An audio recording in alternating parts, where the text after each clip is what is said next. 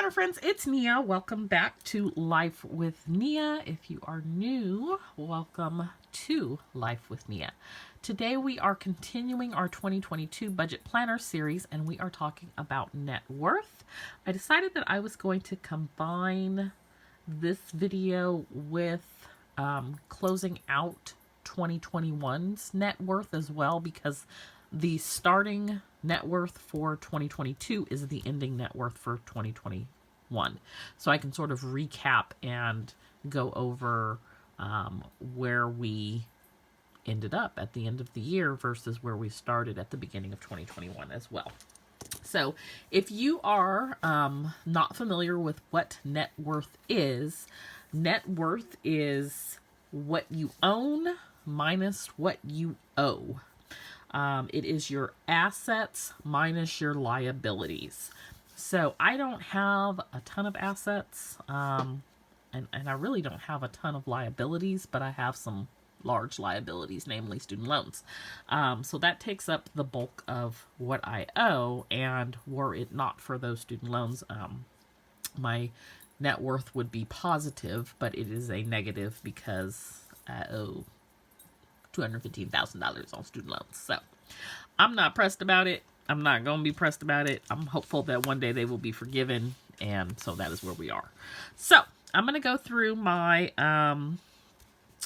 assets and then my liabilities. And then I will give you the difference, which is the net worth. And I will give you my goal for 2022 as far as my net worth goal. And then I will share as well what the numbers were for 2021 so that you can see where we ended up over the course of the last year.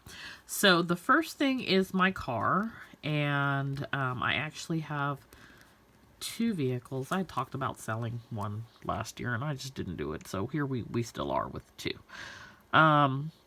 So my car last year, I just throw this out here. The value was $17,108, which I used the trade-in value on Kelley Blue Book. This year it is $19,635. So if you are at all familiar, one of the things that have been going on with vehicles is that used cars are like in high demand, and so the price has gone up considerably. The private party price is $21,276, so that's good that it's not depreciating. So that's that. I left the Altima the same. It went up a little bit as well, but I just left it alone. So $1,150. My retirement. Now this is a pension, and the balance there is $67,811 and 75 cents.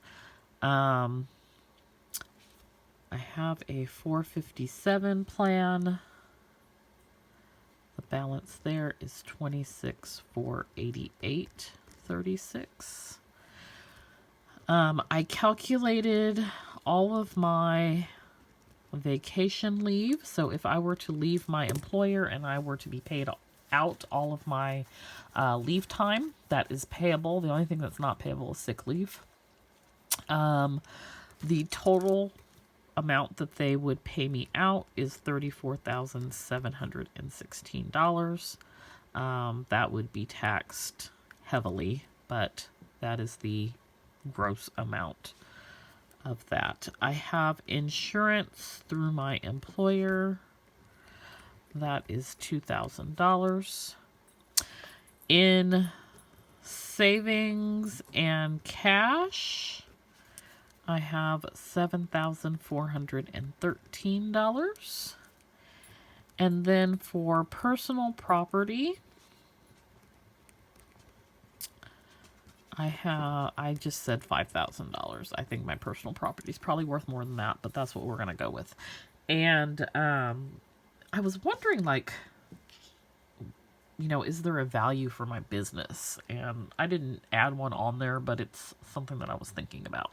So The total for all of these things is $164,213.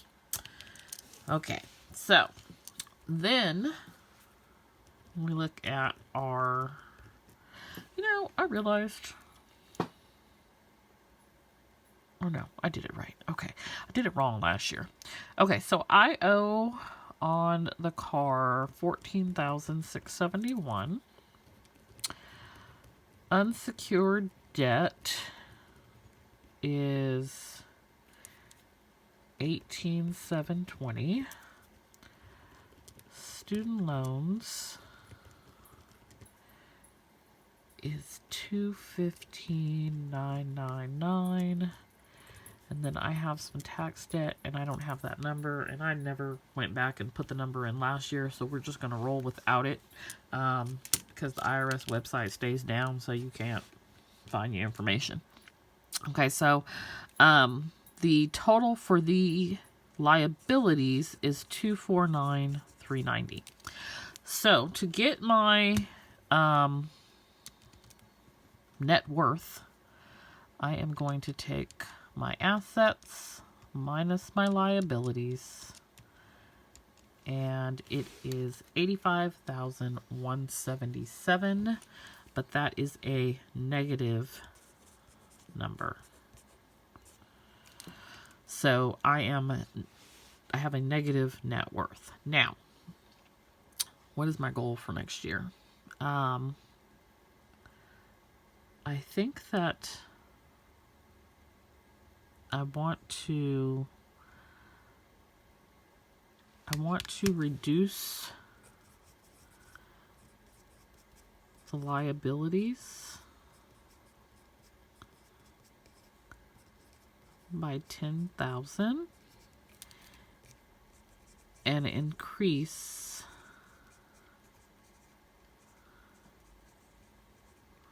assets by 50,000. And that probably sounds crazy, but let me sort of explain. I don't even know if it's possible. So one of the things over the last year is that the student loans have been in a forbearance, and so no interest has been accumulated. My student loans, the payment is less than the interest, so when these kick back in May, knock on wood that they don't, I expect this number to go up every month. So that will have an impact on this. However, there are things that I think will continue to also go up. So the retirement will go up. The 457 will go up. The vacation leave will probably stay about the same because we ain't going nowhere because, the variants and stuff. I think that also there's like raises that will happen this year, and so the amount that I would be paid out that vacation leave would go up as well. I expect my savings to go up. So that's sort of my thought process in all of that. And I also took into consideration last year's net worth, so to show you where that ended up at. Those same numbers, the car changed by, I didn't add it up, 19,635 minus, so it increased by $2,527. The retirement increased by 10,026. The 457 increased by 4659. And I have this one. I don't have the retirement. I don't have control over what I contribute. That is just the state contributes a portion, and I'm required to contribute a portion. I have no control over it. This I have control over, and I increased it for this year, so I expect to be contributing more. The vacation for last year was $21,300. This year it is worth $34,716. So that increased by $13,416. The insurance, there was no change. Savings, $74,13, and that increased by $59,13. And so I have a huge savings goal for 2022. So the changes in my assets were pretty positive. The total change was $36,541, and for my liabilities, the car, what I owe, went down to $14,671. I messed up on unsecured debt last year. I included the car in the total, so the actual total for the unsecured debt was $24,206 last year. This year it is $18,720, and so that went down by $5,486. The car went down by $3,872, and then the student loans stayed the same. So my total liabilities last year at January 1st was $258,748. At the end of the year, it was